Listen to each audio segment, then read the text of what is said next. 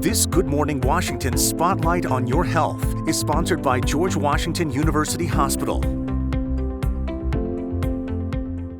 Well, I think I can speak for everyone when I say that we are genuinely relieved to know that we have one of the most internationally renowned and experienced cardiothoracic surgeons right here in the DMV. And today I am joined by Dr. Stephen Boyce, who's the Chief of Cardiac Surgery right here at George Washington University Hospital. Thanks so much for having me. My pleasure. Thank you so much. So I want to hear about the amazing surgeries you can perform here. Tell me about them and why they're so important. Happy to.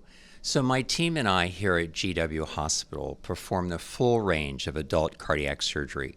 So on one hand, that might be something as straightforward as coronary artery bypass surgery. It could be valve repair, replacement, or it could be surgical modalities to help a failing heart.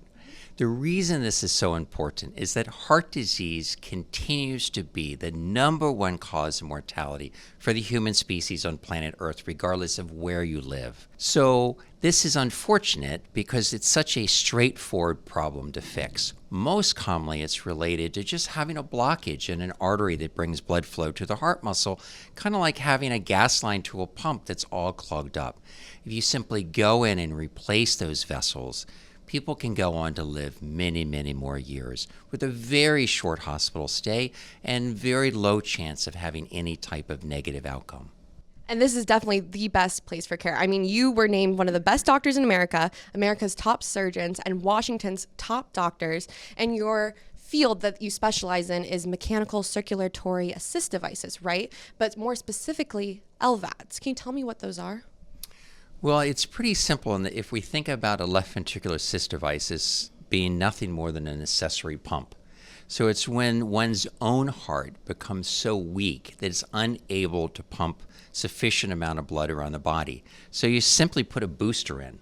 They're very small, they fit in the palm of your hand, and they drain the blood from the left chamber of the heart and eject it into the big vessel that comes off the heart called the ascending aorta. And by so doing that, it's like a booster pump to the native diseased heart. That's incredible. Such specialized work, and really great to know that you're able to do that here at George Washington University Hospital. But I want to talk about some of the clinical trials you've done. You know, you've led more than 100 of them.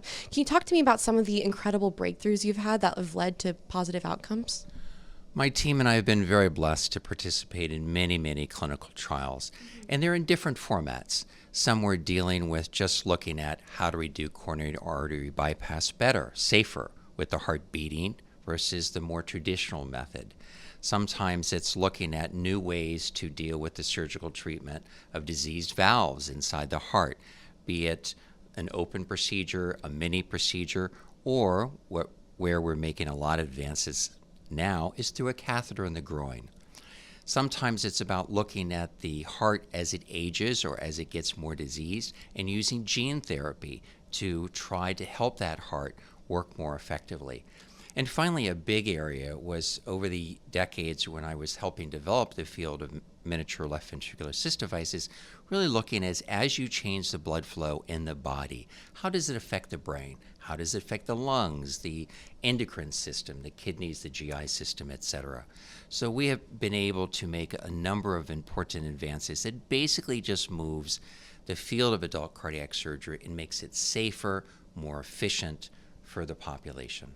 And so with all of those incredible clinical trials that you've worked on, I know you have changed several lives. Is there any story that stands out to you that you're able to share with me today? Well, thank you for asking. That's a difficult question. My team and I have performed over 12,500 heart surgeries, but probably the group that brings the biggest smile to my face is when I operate on individuals in their 80s. I ask them, a little tongue-in-cheek, but I ask them to please send me a picture of their 100th birthday cake. And I have this massive folder of all of these pictures of very happy individuals as they celebrate that very important occasion. That's incredible. Thank you so much for sharing that with me. I hope that someday I'm able to send you a picture of my 100th birthday. Well, thank you so much for having me. Again, I'm excited to see what you do in the future. Thank you so much. Appreciate the time.